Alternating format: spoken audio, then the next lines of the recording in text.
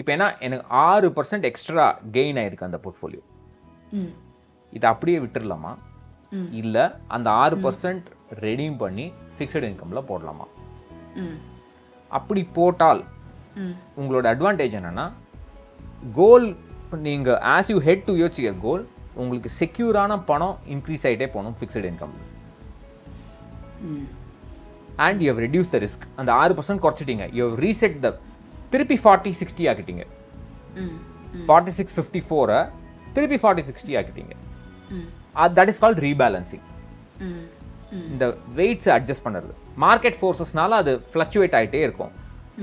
Daily fluctuate ஆகும், அதை பற்றி நம்ம கவலை இல்லை. வருஷத்துக்கு ஒரு தடவை பார்த்து எவ்வளோ ஃப்ளக்சுவேட் ஆகும், 5%க்கு மேலே ஃப்ளக்சுவேட் ஆனால் தான் நீங்கள் ஆக்ஷன் எடுக்கணும்னு சொல்லுவார், இல்லைன்னா எடுக்க வேண்டாம். அனைவருக்கும் வணக்கம். லெட்ஸ் கெட் ரிச் வித் பட்டு தமிழ் பாட்காஸ்ட்டில் மியூச்சுவல் ஃபண்ட்ஸ் பற்றி பேசிகிட்டு இருக்கோம். போன எபிசோடில் பட்டு நீங்கள் என்ன சொன்னீங்கன்னா, இப்போ மியூச்சுவல் ஃபண்டுங்கிறது ரொம்ப சிம்பிள் அப்படின்னு சொல்லிட்டு டக்குன்னு ஒரு 4 பாயிண்டில் அப்படியே சம்மரைஸ் பண்ணிட்டீங்க. அதில் ஃபஸ்ட்டு என்ன சொன்னீங்கன்னா, மியூச்சுவல் ஃபண்ட்ஸில் ரிஸ்க் இருக்குது, அந்த கீழே சின்ன ஃபாண்ட்டில் போட்டிருக்கிறது தான் நிதர்சனமான உண்மை, அதை புரிஞ்சுக்கோங்க மக்களே அப்படின்னு சொல்லிட்டு, அதுக்கப்புறம் எந்த ஃபண்டை சூஸ் பண்ணுறது அப்படிங்கிறதுமே ரொம்ப ஃபேர்லி சிம்பிள் ஆயிடுச்சு. ஒரு 50 ஃபண்ட் ஹவுசஸ் இருந்து ஒரு 900 ஃபண்ட்ஸ் இருந்தாலும் அதில் இண்டெக்ஸ் ஃபண்டில் போட்டுருங்க அப்படின்னு நீங்கள் சொன்னீங்க. ஸோ இந்த இண்டெக்ஸ் ஃபண்டில் போட்டுருங்க அப்படின்னு சொல்கிறதுக்கு பின்னாடி இருக்கிற ரீசனிங் என்ன? இப்போ ஃபண்ட் மேனேஜ்மெண்ட் ஸ்டைல்ஸ் பார்த்தோம்னா, தட் இஸ் எப்படி அந்த ஃபண்ட் மேனேஜர்ஸ் அந்த ஸ்டாக்ஸை பிக் பண்ணுவாங்க அப்படிங்கிறது 3 டிஃப்ரெண்ட் ஸ்டைல்ஸ் இருக்குது. ஒன்று ஆக்டிவ் ஃபண்ட் மேனேஜ்மெண்ட் ஸ்டைல். அதாவது அவங்க ஒரு இண்டெக்ஸை பெஞ்ச்மார்க்காக வச்சுப்பாங்க. பட் அவங்க வித்தின் சம் பேராமீட்டர்ஸ் அவங்க எந்த ஸ்டாக் வேணால் சூஸ் பண்ணலாம் வித்தின் சம் ரூல்ஸ். ஸோ அதில் அவன் இண்டெக்ஸில் இருக்கிற ஸ்டாக்ஸும் நிஃப்டிலேயோ சென்செக்ஸ்லேயோ இருக்கிற ஸ்டாக்ஸுக்கும் அவங்க போர்ட்ஃபோலியோவில் இருக்கிற ஸ்டாக்ஸுக்கும் 1-to-1 கோரிலேஷன் இருக்க வேண்டிய அவசியமே இல்லை. இது வேறு ஸ்டாக்ஸாக இருக்கலாம், அது வேறு ஸ்டாக்ஸாக இருக்கலாம். சில ஸ்டாக்ஸ் சேமாக இருக்கும், பட் நாட். அது ஆக்டிவ் ஃபண்ட் மேனேஜ்மெண்ட் ஸ்டைல். இன்னொன்று பாசிவ் ஃபண்ட் மேனேஜ்மெண்ட் ஸ்டைல், வேர் நிஃப்டியில் என்ன ஸ்டாக்ஸ் இருக்கோ அதே ஸ்டாக்ஸு அதே வெயிட்டில் தான் என்னுடைய ஃபண்ட்லேயும் இருக்கும். நான் ஜஸ்ட்டு நிஃப்டியோ சென்செக்ஸையோ ட்ராக் பண்ணுவேன், அவ்வளோதான். இதை ரெண்டுத்தையும் தவிர்த்து இன்னொரு ஃபண்ட் மேனேஜ்மெண்ட் ஸ்டைல் இருக்குது, which is called factor investing. Or ஒரு மாதிரி it's a combination of active and passive style. அது எப்படின்னா, நிஃப்டி ஆர் சென்செக்ஸில் மார்க்கெட் கேப் அப்படிங்கிற ஒரு கான்செப்ட் தான் primary ingredient for selecting stocks. Market capitalization is nothing but எவ்வளோ stocks freely available for investing multiplied by share price. இதுதான் market cap. அதை தவிர்த்து இவங்க என்ன, இந்த இண்டெக்ஸ் க்யூரேட்டர்ஸ் என்ன பண்ணுவாங்க, நேஷ்னல் ஸ்டாக் எக்ஸ்சேஞ்சோ இல்லை பாம்பே ஸ்டாக் எக்ஸ்சேஞ்சோ என்ன பண்ணுவாங்கன்னா, குவாலிட்டின்னு ஒரு ஃபேக்டர், ஒரு ஐடியா கொடுத்துருவாங்க. அதாவது குவாலிட்டி ஸ்டாக்ஸ் குவாலிட்டியாக இருக்கணும்னா இந்தந்த பேராமீட்டர்ஸ்லாம் இருக்கணும். அது அந்த பிஸ்னஸ் ரொம்ப கடன் வாங்கியிருக்கக்கூடாது, அதோட ப்ராஃபிட் ஆஃப்டர் டேக்ஸ் கடந்த 3 வருஷமாக ஃபேவரபுளாக இருக்கணும், பாசிட்டிவாக இருக்கணும். அந்த மாதிரியான பல விதமான டெஃபினிஷன்ஸ் இருக்குது. அந்த டெஃபினிஷன்ஸை அவங்க ஸ்டாக் செலெக்ஷனில் அவங்க இன்ட்ரடியூஸ் பண்ணுவாங்க. ஸோ அது அதுவும் இண்டெக்ஸ் தான். அந்த ஃபேக்டருங்கிறது ஒரு ஃபேக்டர் பேஸ்ட் இண்டெக்ஸ் தான். அந்த இண்டெக்ஸில் இந்த மாதிரியான ஆர்பிட்ரரி டெஃபினிஷன்ஸ் இருக்கும். வேல்யூ ஸ்டாக், க்ரோத் ஸ்டாக், அது பல டிஃப்ரெண்ட் டைப்ஸ் ஆஃப் டெஃபினிஷன்ஸ் இருக்குது. So it's in between active fund management and passive fund management. பாசிவ்ங்கிறது பியூர்லி யூஸிங் மார்க்கெட் கேபிட்டலைசேஷன் மட்டுமே யூஸ் பண்ணி நிஃப்டிலேயே சென்செக்ஸில் என்ன ஸ்டாக்ஸ் இருக்கோ அது மட்டும்தான் இருக்கும். ஆக்டிவ் அதர் ரெண்டு, நான் என்ன வேணால் ஸ்டாக்ஸ் சூஸ் பண்ணலாம். இதுக்கு ரெண்டுத்துக்கும் நடுவில் ஒரு ஐடியா இருக்குது, which is called factor investing. அது இந்த index curator, Bombay stock exchange, national stock exchange, அவங்க டிஃபைன் பண்ண க்ரைட்டீரியா படி அந்த இண்டெக்ஸில் ஸ்டாக்ஸ் இருக்கும். பட் இது எல்லாத்தையுமே பார்த்தீங்கன்னா எந்த கேட்டகரி எடுத்தாலும், லார்ஜ் கேப் கேட்டகரியோ ஸ்மால் கேப் மிட் கேப் எந்த கேட்டகரி எடுத்தாலும் 50% ஆஃப் த ஃபண்ட்ஸ் தான், approximately half the number of the funds, actively managed funds தான் they are able to beat Sensex or Nifty. அந்த மாதிரியான ஒரு இண்டெக்ஸ். நீங்கள் என்னதான் இந்த ஃபேக்டர் இன்வெஸ்டிங்க்கு பைசா கொடுத்தாலும், ஆக்டிவ் இன்வெஸ்டிங்க்கு பைசா கொடுத்தாலும், they are not able to beat index, Sensex or Nifty. கன்சிஸ்டண்ட்டாக அவங்களால பீட் பண்ணவே முடியறதில்லை. ஸோ எதுக்கு எனக்கு இந்த பிரச்சனை? நான் எதுக்கு இவ்வளோ கஷ்டப்படணும், இவங்க பின்னாடி அலையணும்? நான் இந்த ஃபண்ட் மேனேஜர், நல்ல ஃபண்ட் மேனேஜர், ஸ்டார் ஃபண்ட் மேனேஜர்மா, நான் இன்வெஸ்ட் பண்ணதுக்கப்புறம் அவன் வேலையை விட்டு போயிடுவான். அவன் வேற எங்கேயா போய் வேறு ஃபண்ட் ஹவுஸ் ஆரம்பிப்பான், இல்லை ஏதாவது பண்ணுவாங்க. இல்லை அந்த ஃபண்ட் ஹவுஸ் வந்து வேறு ஏதாவது ஒரு பிரச்சனையில் மாட்டிக்கும், நிறைய ரிஸ்க் எடுத்துப்பாங்க. எனக்கு இந்த பிரச்சனையே தேவையே இல்லை. நான் சென்செக்ஸ் ஏறுனா என்னுடைய ரிட்டர்னும் ஏறப்போகுது. நான் so called long term growth story, India shining அதெல்லாம் சொல்கிறாங்களே, அப்போ நிஃப்டியும் சென்செக்ஸும் ஏறாமல் இந்த இந்தியா ஷைனிங் இருக்கவே முடியாது. அப்போது அதில் நான் பேசாமல் நான் நிஃப்டி சென்செக்ஸில் இன்வெஸ்ட் பண்ணேன், என் வேலை முடிஞ்சு போயிடுச்சு. அண்டு நான் கொடுக்க வேண்டிய எக்ஸ்பென்சஸும் கம்மி, இந்த ஃபண்ட் மேனேஜ்மெண்ட் ஃபீஸும் இதில் கம்மி. இதில் என்ன ஒரு அட்வான்டேஜ்னா, இந்த ஒரு பேசிக் புரிதல் இருந்தால், அதாவது இன்றைக்கி வந்து 50 ஃபண்ட் இருக்குன்னு வச்சுங்களேன் ஒரு கேட்டகரியில், அந்த 50 ஃபண்டில் எனக்கு டாப் 10 ஃபண்ட்ஸ் இருக்குது. இந்த டாப் 10 ஃபண்ட்ஸ் தான் நான் செம்மையாக ரிட்டர்ன் கொடுத்துருக்கு, நிஃப்டி சென்செக்ஸை நிறைய மார்ஜினில் பீட் பண்ணியிருக்குன்னு வச்சுங்க. அடுத்த வருஷம் கழிச்சு பார்த்தோன்னா இதே ஃபண்ட் 10 ஃபண்ட் இருக்காது, வேறு 10 ஃபண்ட் இருக்கும். அதுக்கு அடுத்த வருஷம் வேறு 10 ஃபண்ட் இருக்கும். ஸோ இந்த மாதிரி மாறிக்கிட்டே போகும். என்னால் வந்து போன வருஷம் இல்லை போன 5 வருஷம் விச் இஸ் த குட் பர்ஃபார்மர்னு என்னால் கண்டுபிடிக்க முடியும். ஆனால் நான் இன்வெஸ்ட் பண்ணதுக்கப்புறம் அடுத்த 5 வருஷத்துக்குள்ள என்ன பெஸ்ட் ஃபண்டுன்னு என்னால் கண்டுபிடிக்கவே முடியாது. அது ஓன் ஃபண்டு இருக்குமா இல்லையாங்கிறது 50% ப்ராபபிலிட்டி. காயின் டாஸ் மாதிரி ஹெட்ஸ் ஆர் டெய்ல்ஸ், அந்த 50% ப்ராபபிலிட்டி தான். அது எதுக்கு எனக்கு அந்த தலைவலி? அதை நான் ஒரு ஃபண்டில் இன்வெஸ்ட் பண்ணுவேன், 2 வருஷம் கழிச்சு அதோட பர்ஃபார்மன்ஸ் குறையும், திருப்பி இன்னொரு வேறு ஃபண்டு வாங்குவேன். எந்த தலைவலியெல்லாம் இல்லாமல் அழகாக நிஃப்டி அண்ட் சென்செக்ஸில் இன்வெஸ்ட் பண்ணி ஐ கேன் ஃபோக்கஸ் ஆன் என்னுடைய ஒர்க் லைஃப் பேலன்ஸையோ இல்லை என்னுடைய ஹாபீஸோ என்னுடைய இன்கமோ என்னுடைய அப்ஸ்கில்லிங்கோ அதை நான் ஃபோக்கஸ் பண்ணுவேன். ஸோ அல்டிமேட்லி நான் எவ்வளவு இன்வெஸ்ட் பண்ணுறேனோ அதை வச்சு தான் எனக்கு பணம் வரப்போகுது, என்னுடைய வெல்த் க்ரோ ஆக போகுது. So I can focus on investing more by increasing my income. இந்த தேவையில்லாத கன்ஃபியூஷன் எல்லாத்தையும் அவாய்ட் பண்ணலாம். இது ஒரு லெவல் ஆஃப் நிர்வாணா. இதை உங்களுக்கு புரிஞ்சால் இந்த ஆக்டிவ் ஃபண்டு முன்னாடி இல்லை ரிட்டர்ன் பின்னாடி அலையிறதெல்லாம் நிறுத்திடலாம். பேசாமல் ஒரு நிஃப்டி ஆர் சென்செக்ஸ் ஃபண்டில் இன்வெஸ்ட் பண்ணி வேலை முடிஞ்சது போயிட்டே இருக்கலாம். ஓகே.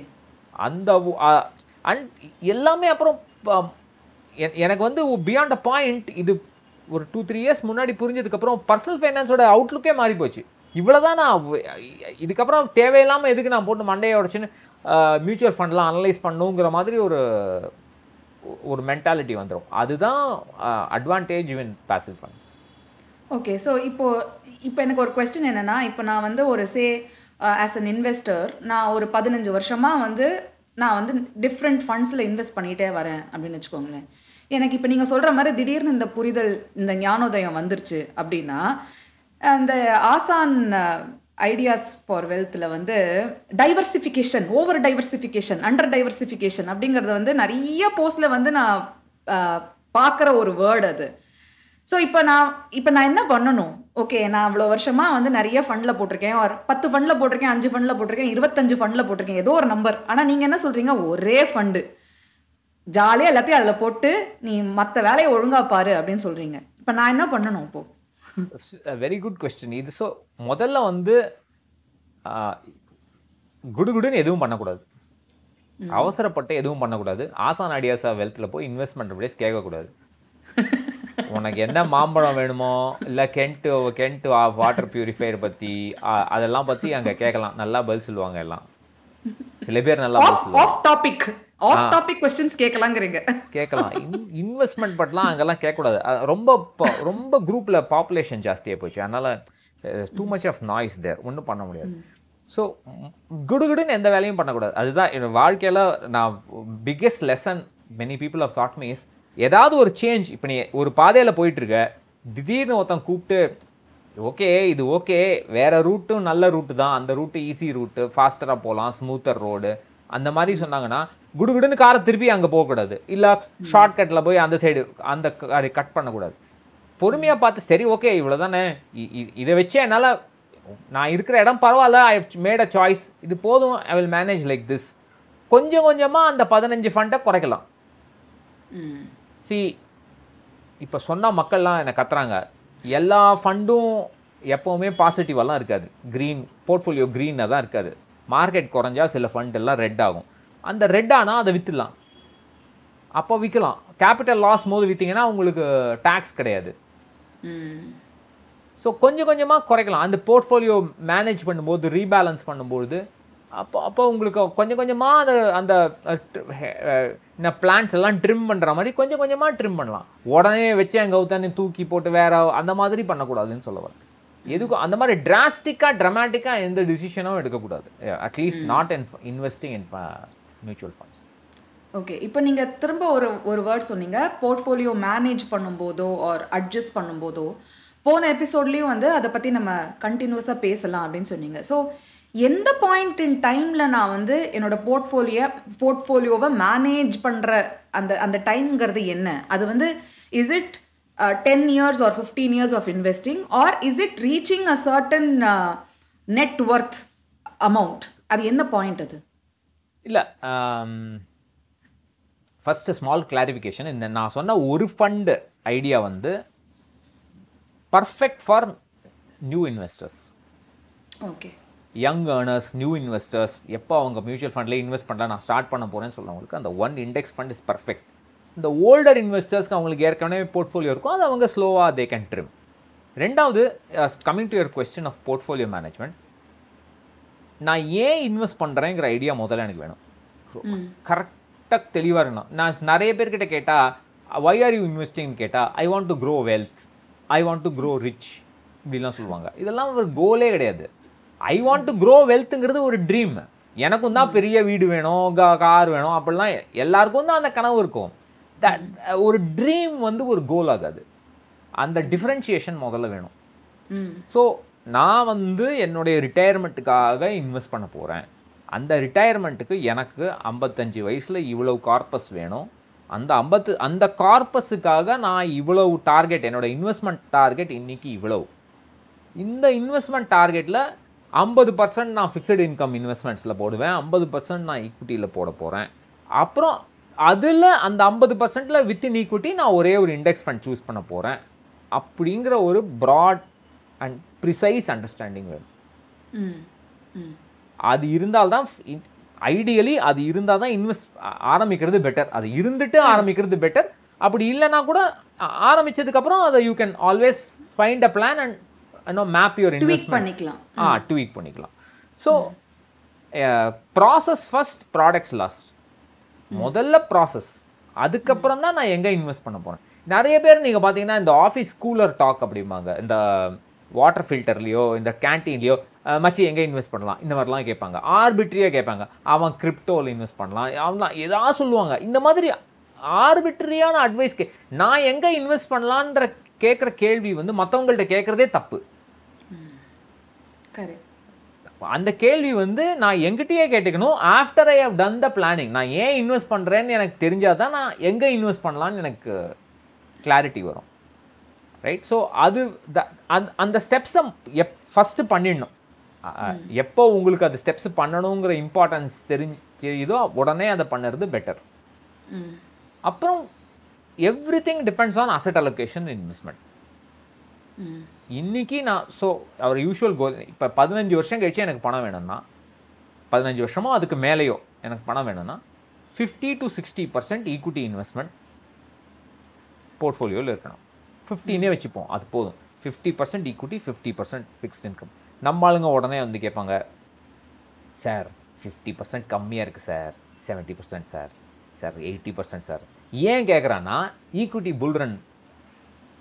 அவன் என்ன நினைக்கிறான், இதே மாதிரி தான் எப்போவுமே இருக்கும்.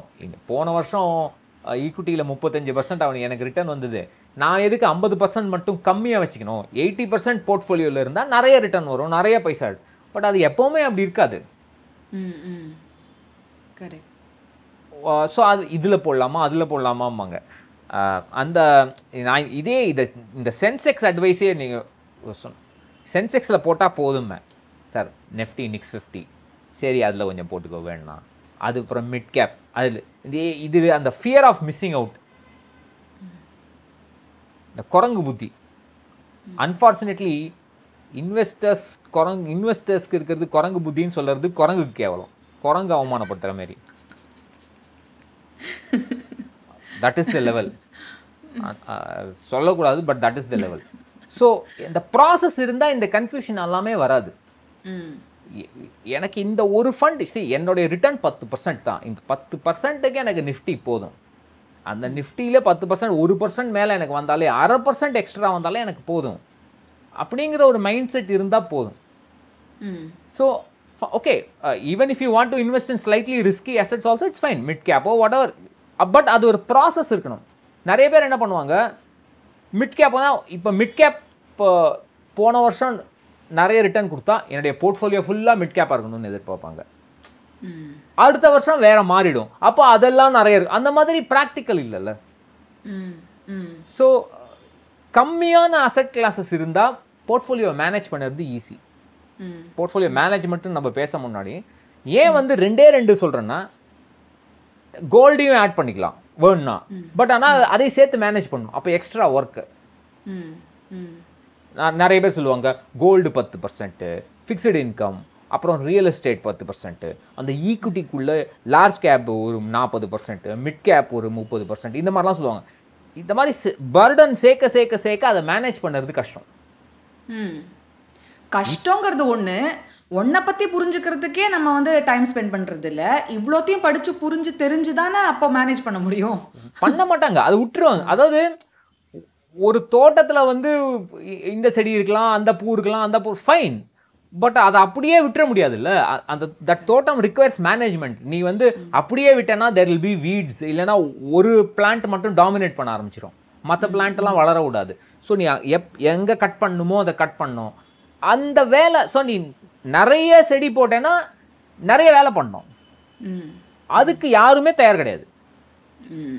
அவங்க என்ன சொல்கிறாங்க, போன வருஷம் மிட் கேப் நிறைய ரிட்டர்ன் கொடுத்தது, அதனால் நீ வந்து மிட் கேப் இன்க்ளூட் பண்ணணும்னு சொல்லணுங்கிறாங்க. நான் சொல்லுவேன் அது எப்போவுமே அந்த மாதிரி ஆகாது. Over a 15 year period ups and down average out ஆகிடும். அது நிஃப்டி போதும் அப்படின்னு சொன்னால் அது அவங்களுக்கு அந்த டைமில் அது புரியாது. பட் ஓகே, அதெல்லாம் ஒரு ப்ராசஸ். ஸோ எவ்வளோக்கு எவ்வளோ கம்மியான அசட் கிளாஸஸ் இருக்கோ பெட்டர். Fixed income, equity. ஈக்விட்டியில் வெறும் லார்ஜ் கேப் இருந்தால் போதும், வெறும் ஒரு நிஃப்டி சென்செக்ஸ் இருந்தால் போதும். And asset allocation is extremely important. இன்னைக்கு 50-50 நான் வச்சுக்கிறேன். 15 வருஷம் என்னுடைய கோல். 5 இயர்ஸ் கழிச்சு என்ன வச்சுக்கணுங்கிற யோசிக்கணும். 5 இயர்ஸ் கழிச்சு மேபி ஐ டோன்ட் நீட் 50%, கொஞ்சம் குறைக்கலாம். அண்ட் another 10 இயர்ஸ் கழிச்சு இன்னும் கொஞ்சம் ஈக்விட்டியை குறைக்கலாம். ஸோ இந்த மாதிரி ப்ரோக்ரெசிவாக கொஞ்சம் கொஞ்சமாக ஈக்விட்டியை குறைச்சிட்டே போனோம்.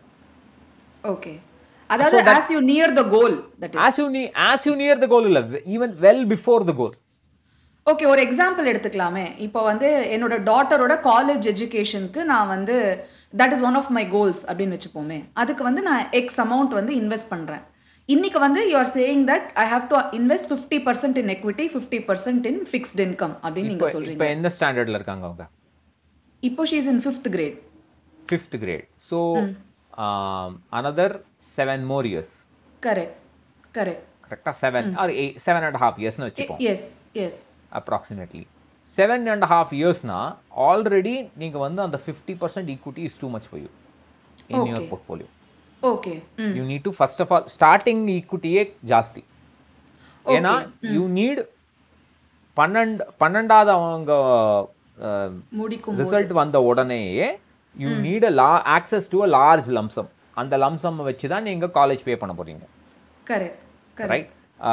First year fees will be always larger than the second year fees. அந்த மாதிரிலாம் இருக்கும். பட் அதெல்லாம் ரொம்ப யோசிக்க வேணாம். So I would recommend 40% equity or 30 to 40% equity போதும். ஓகே. அண்ட் இப்போ 5th ஸ்டாண்டர்ட்னா let's say 7th standard you can reduce it by another 5%. 9th standard you reduce it by another 5%. And 10th standard another 5%. 11th standard another. Progressive நீங்க குறைச்சீங்கன்னா, from what I have seen from back tests, equities வந்து சில சமயம் வந்து ரிட்டர்ன்ஸே வராது. ஒரு 5 இயர்ஸ்க்கு ரிட்டர்ன்ஸே அந்த மாதிரியான ஒரு பேட் சீக்வன்ஸ் ஆஃப் ரிட்டர்ன்ஸ் வரும். அந்த மாதிரியான ஒரு ரிஸ்க் இருக்கு. இப்போ நீங்கள் இன்வெஸ்ட் பண்ணுறீங்க, நெக்ஸ்ட்டு 5 யாராவது ஒருத்தன் 70% 80%லாம் இன்வெஸ்ட் பண்ணுவாங்க ஈக்விட்டியில். நெக்ஸ்ட் 5 இயர்ஸ்க்கு உங்களுக்கு ரிட்டர்ன்ஸே வரலன்னா you are in trouble. Negative returns வந்தால் trouble, yes. ஸோ அந்த ரிஸ்கை குறைக்க தான் இந்த மாதிரியான sequential reduction in equity. So this is what is portfolio management. Exactly Correct? Exactly. So இதை அது வந்து நீங்கள் பிளான் பண்ணணும். ஓகே, ஸோ இது வந்து நான் வந்து எனக்கு 50 வயசு வரைக்கும் நான் வெயிட் பண்ணுவேன், இல்லை எனக்கு வந்து 2 கோடி வர வரைக்கும் நான் வெயிட் பண்ணுவேன் அப்படிங்கிறது கிடையாது.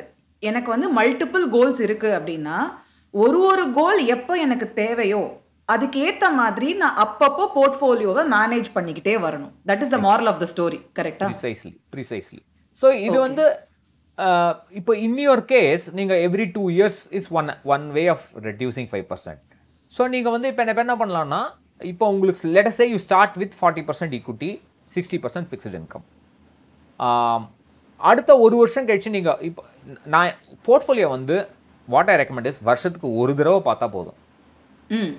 டெய்லி பார்க்கறது ஓகே, பார்க்கறது ஓகே, ஆக்ஷன் எடுக்கிறது வந்து வருஷத்துக்கு ஒரு தடவை தான். அந்த ஒரு தடவை 30 minutes ஆகும், அவ்வளோதான். That is easily possible by all of us. So அந்த லெட்ஸ் சே டிசம்பர், யூஸ்வலாக ஏன்னா நிறைய பேருக்கு வந்து டிசம்பரில் they'll get a few days off, usually இந்த techie sides and so on they'll get that Christmas off and whatever off. So அந்த டைமில் யூ தே ஹவ் டைம். அப்போ வந்து if you sit and analyse, நான் ஆரம்பிக்கும் போது 40% equity 60% fixed income ஆரம்பித்தேன். இப்போ என்னுடைய அசட் அலோகேஷன் என்ன? அதுதான் ஃபஸ்ட்டு கேள்வி. இந்த ஃபண்டு இந்த ரிட்டர்ன் கொடுத்தது, அந்த ஃபண்டு அதெல்லாம் irrelevant. அசட் அலோகேஷன் எவ்வளோ மாறி இருக்கு? Suppose 45, let me give you an example, 46 minus 100 54 கேவலம் 54ன்னு வச்சிங்களேன். 54 வச்சுக்கோங்களேன், 54 தானே? 54 தான். சரி, எனக்கு டவுட் வந்துருச்சு. 54 and 46 தான். நான் என்ன பண்ண போகிறேன்? விட்டுருவேணா, இப்படியே விட்டுருலாமா? இப்போ ஏன்னா எனக்கு 6% எக்ஸ்ட்ரா கெயின் ஆயிருக்கு அந்த போர்ட்ஃபோலியோ. இதை அப்படியே விட்டுருலாமா, இல்லை அந்த 6% ரெடீம் பண்ணி ஃபிக்ஸட் இன்கமில் போடலாமா? அப்படி போட்டால் உங்களோட அட்வான்டேஜ் என்னென்னா, கோல் நீங்கள் as you head to your goal, உங்களுக்கு செக்யூரான பணம் இன்க்ரீஸ் ஆகிட்டே போகணும் ஃபிக்ஸட் இன்கமில். And you have reduce the risk. அந்த 6% குறைச்சிட்டிங்க, யூ ஹவ் ரீசெட் த, திருப்பி 40-60 ஆக்கிட்டீங்க. 46-54 திருப்பி 40-60 ஆக்கிட்டீங்க. That is called rebalancing. இந்த வெயிட்ஸை அட்ஜஸ்ட் பண்ணுறது. மார்க்கெட் ஃபோர்ஸஸ்னால அது ஃப்ளக்சுவேட் ஆகிட்டே இருக்கும், டெய்லி ஃப்ளக்சுவேட் ஆகும், அதை பற்றி நம்ம கவலை இல்லை. வருஷத்துக்கு ஒரு தடவை பார்த்து எவ்வளோ ஃப்ளக்சுவேட் ஆகும். 5%க்கு மேலே ஃப்ளக்சுவேட் ஆனால் தான் நீங்கள் ஆக்ஷன் எடுக்கணும்னு சொல்லுவாங்க, இல்லைன்னா எடுக்க வேண்டாம். 42%, 40 எக்ஸ்ட்ரா ப்ளஸ் மைனஸ் 2%, 3%லாம் வேணாம். மோர் தென் 5%னா you can take a decision. Of course in your case there is slight difference. Every 2 years நீங்கள் ஈக்விட்டி 2-3% குறைங்கன்னு சொல்லியிருக்கேன். So you can say okay, anyway நான் அடுத்த வருஷம் குறைக்க தானே போகிறேன் ஈக்விட்டியை, ஸோ இந்த 46% அப்படியே இருந்துட்டு போனால் போகுதுன்னு அந்த மாதிரியும் கால் எடுக்கிறதும் it's fine. It's personal finance. எல்லாருக்கும் ஒரே ஃபிக்ஸட் ரூல். அதுதான் எனக்கு இதுதான் கோலு, நான் இதை பிளான் பண்ணியிருக்கேன், என்னுடைய பிளானுக்கு என்ன சூட் ஆகுங்கிறது அது நீங்கள் தான் சொல்ல முடியும். நான் எல்லாருக்கும் ஜெனரிக்காக ஃபார்முலா சொல்ல முடியாது. So that is where it's personal finance. இப்போ எனக்கு சாரி, இதுவே வந்து என்னுடைய ரிட்டையர்மெண்ட்னு வச்சுங்க. Yeah, that is what I wanted to ask. Yeah. Yes. So I don't need to இந்த மாதிரி every 2 years நான் குறைக்க வேண்டிய அவசியம் இல்லை. If suppose let's say my retirement is 25 years away, I can say நான் வந்து first 10 years 60% equity 40% equity maintain பண்ணுவேன். அதுக்கப்புறம் கொஞ்சம் கொஞ்சமாக குறைப்பேன். ஸோ அப்போ அந்த first 10 years every year I can take a call. Allocation எப்படி இருக்கு? 5%க்கு மேலே போச்சுன்னா I recommend a rebalance. So அந்த மாதிரியான பர்சனலைஸ்ட் பிளான்ஸ் பண்ணுறது தான் பெட்டர். அதுதான் எய்தர் நீங்கள் வந்து ஒரு ப்ரொஃபஷனல் கிட்ட போய் இந்த பிளானிங் பண்ணோம், இல்லை நீங்களாக பண்ணலாம். நான் என்ன சொல்கிறேன், எல்லாத்தையுமே உட்காந்து ஒரு எக்ஸல் ஷீட்லேயோ ஒரு நோட் புக்லேயோ இது எழுதினாலே எழுதி பார்த்தா பாதி தெளிவு வந்துடும். எனக்கு இப்போ எனக்கு அசட் அலோகேஷன் லெவலில் மட்டுமே நான் பேசுங்கிறேன், ரிட்டர்னை பற்றி பேசாத. அஃப்கோர்ஸ் நீங்கள் இன்வெஸ்ட் பண்ணுறதை ட்ராக் பண்ணுறது வேறு விஷயம். So portfolio management is all about asset allocation. அது how that asset allocation is going to change. Okay. Or how நான் எப்படி அதை மாற்ற போகிறேன். ஓகே. சில பேர் வந்து ரொம்ப இதுவாக இருப்பாங்க. நான் கடைசி 3 வருஷம் வரைக்கும், தட் இஸ் நான் இப்போ 10 இயர் கோல்னா 7 இயர்ஸ்க்கு நான் வந்து 60% ஈக்விட்டி தான் இருப்பேன். கடைசி 3 வருஷம் குறைப்பேன்பாங்க. But that's a risk. அந்த 7 வருஷத்துக்கு உனக்கு ரிட்டர்ன் வரலன்னா, அந்த 7th இயர் வந்து உங்களுக்கு ரிட்டர்ன் 2% வந்ததுன்னா, அது அப்படிலாம் வராது சார், அப்படிலாம் இருக்காது சார்பாங்க. என்னமோ இவனுக்கு தான் எல்லாம் தெரிஞ்ச மாதிரி. அதுதான் problem. So that is where the risk is. அந்த ரிஸ்க்கை பற்றி யோசிங்க. இப்படி நடந்தால் எவ்வளவுக்கு எவ்வளோ நம்ம வந்து கெட்டதை பற்றி நினைக்கிறோமோ, பர்சனல் ஃபைனான்ஸ் அவ்வளோக்கு அவ்வளோ நல்லதாக பண்ணலாம். That is my simple. Okay. இன்னொரு காமனாக நான் வந்து இந்த குரூப்ஸில் பார்க்குற விஷயம் வந்து இந்த டேக்ஸ் பற்றின ஒரு டிஸ்கஷன். இப்போ இந்த கேபிட்டல் கெயின்ஸ் அப்படின்னு இப்போ நான் எவ்ரி இயர் வந்து இதை எடுத்து பண்ணிக்கிட்டு இருக்கேன் அப்படின்னா, அதுக்கு நான் வந்து டேக்ஸ் கட்டினே இருக்கணும். அந்த டேக்ஸ் கட்டுறது யார் கொடுப்பாங்க, அது உங்கள் அப்பா வீட்டு சொத்தா, இந்த மாதிரிலாம் வந்து ஒரு டிஸ்கஷன் நடக்குது. அதுக்கு வந்து சில பேர் நம்பர்ஸ்லாம் போட்டு காமிப்பாங்க. இப்போ நான் வந்து டேக்ஸே இவ்வளோ கட்டுறேன், இப்போ அந்த டேக்ஸ் கட்டுற அமௌண்ட்டை நான் திரும்ப எடுக்கணும்னா அதுக்கு இந்த புது ஃபண்டு வந்து இவ்வளோ பர்ஃபார்ம் பண்ணணும், அது எடுக்கவே எனக்கு 2 வருஷம் ஆகிடும், இந்த மாதிரிலாம் வந்து சொல்கிறாங்கல்ல.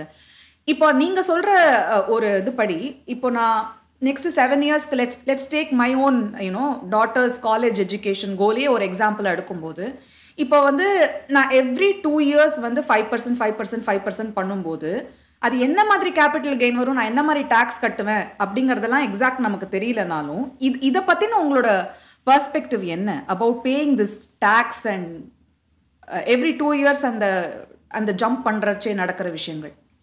அது முக்கியமே இல்லைங்கிற, அது ப்ரையாரிட்டியே இல்லை. சி, அதாவது வெரி சிம்பிள். நான் வந்து சின்ன எக்ஸல் ஷீட்லேயே பண்ணலாமே. இப்போ நான் வந்து 50% போர்ட்ஃபோலியோன்னு வச்சுங்க. இதில் 5,000 ரூபாய் ஈக்விட்டியில் போடுறேன், 5,000 ரூபாய் ஃபிக்ஸ்ட் இன்கமில் போடுறேன். நான் வந்து ஈக்விட்டியில் வந்து 10% ரிட்டர்ன் எதிர்பார்க்குறேன், ஃபிக்ஸ்ட் இன்கமில் 6% இல்லை 7% எதிர்பார்க்குறேன்.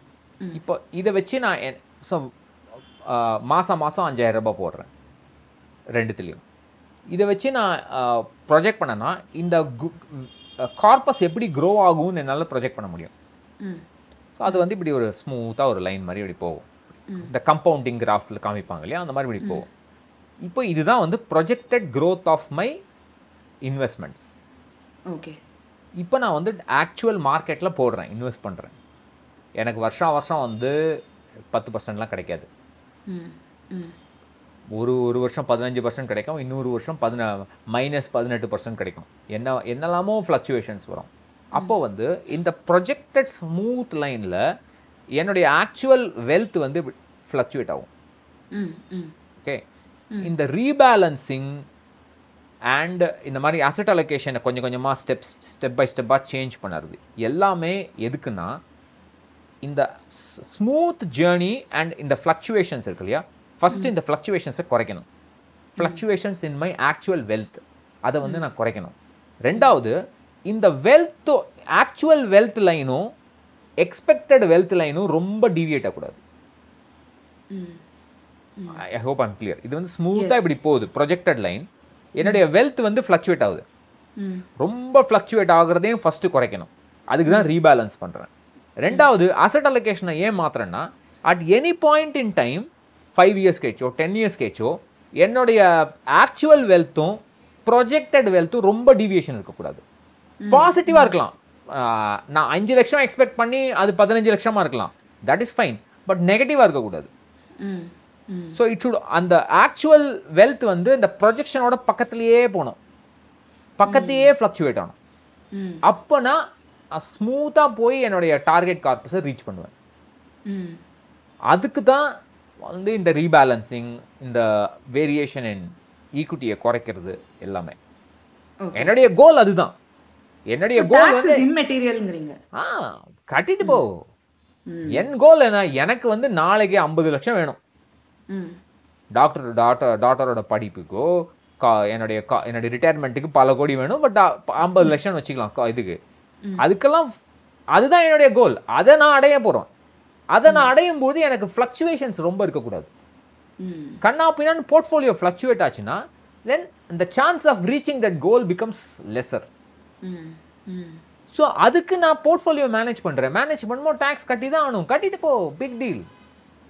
நான் யூஸ்வலாக என்ன சொல்கிறது, tax is the peanuts we toss towards the government on our way to becoming multi crorepathies. அவ்வளோதான். அது இட் இஸ் பீனட்ஸ். அது வந்து ஐயோ டேக்ஸ் போச்சு. சில பேருக்குலாம் வந்து சம்பளம் வந்து அதை ஸ்பேஸ் லிப்பியே பார்த்துருப்பாங்க. ஐயோ டிடிஎஸ் போச்சு, இதுக்கு ஒரு புலம்பல் பண்ணுவாங்க. உடனே ஃபைனான்ஸ் மினிஸ்டருக்கு பல பேர் சுட்டுவாங்க. ஃபைனான்ஸ் மினிஸ்டருக்கு மாமி, ஆண்டி, அவன் அது இதெல்லாம் யூஸ்லெஸ் டாக். இந்த புலம்பிட்டே இருக்கிறவங்க பணக்காரனா ஆகவே முடியாது. டாக்ஸை பற்றி புலவங்கிறவங்களுக்கு there is a special place in hell for those who புலம்பிஃபை அபவுட் டாக்ஸஸ். கருட புராணத்தில் ஏதாவது இருக்கு. ஆமாம், அவ்வளோதான். அதெல்லாம் வேஸ்ட். அந்த ஆட்டிடியூடு தான் எல்லாத்துலேயும். தேவையில்லாத விஷயத்தை பற்றி நீ டைம் ஸ்பெண்ட் பண்ணேன்னா you will lose focus on what is actually needed. Okay, I think எக்ஸ்டென்சிவாக நம்ம வந்து மியூச்சுவல் ஃபண்ட்ஸை பற்றி 2 எபிசோடில் பேசினாலும், எவ்வளோ எக்ஸ்டென்சிவாக பேசினாலும் இதோட கோர் வந்து ரொம்ப ரொம்ப சிம்பிள் அப்படின்னு எனக்கு தோணுது. என்ன வேணும் அப்படிங்கிறதுல கிளாரிட்டி, ரிஸ்க் இருக்குது அப்படிங்கிற அண்டர்ஸ்டாண்டிங், 3வது இதுதான் ஃபண்டு, ஒரு கடமையை செய் பலனை எதிர்பாராதேங்கிற மாதிரி ஒரு கர்மயோகி மாதிரி காசை இன்வெஸ்ட் பண்ணிகிட்டே அந்த இன்வெஸ்ட் பண்ணுற அமௌண்ட்டில் வந்து ஃபோக்கஸ் வெயி, ரிட்டர்னை டெய்லி திறந்து பார்த்து டென்ஷன் ஆகாத அப்படிங்கிற ஒரு மெசேஜோட ஐ திங்க் மியூச்சுவல் ஃபண்ட்ஸ் பற்றின டிஸ்கஷனை இங்கே முடிச்சுக்கலாம். மேபி நெக்ஸ்ட் எபிசோடில் நான் என்ன நினைக்கிறேன்னா, இப்போ இந்த போர்ட்ஃபோலியோ மேனேஜ்மெண்ட் பற்றி நம்ம பேசணும்ல, அதில் வந்து எனக்கு என்னென்னா, இப்போ எந்த பாயிண்ட் இன் டைமில் என்னோட எந்த கோலுக்காக நான் என்ன மாதிரி அசெட் அலோகேட் பண்ணணும், மேனேஜ் பண்ணணும் அப்படிங்கிறது வந்து எனக்கு தெரியலை, ஆர் எனக்கு அதை பற்றி யோசிக்க டைம் இல்லை அப்படின்னா யார்கிட்ட போய் கேட்கலாம், அதை எப்படி நம்ம வந்து பர்சியூ பண்ணலாங்கிறது maybe that would be a logical flow ன்னு நினைக்கிறேன் இல்லையா. நெக்ஸ்ட் எபிசோடில் அதை பற்றி பேசலாம். Okay, so see you next week. Bye bye.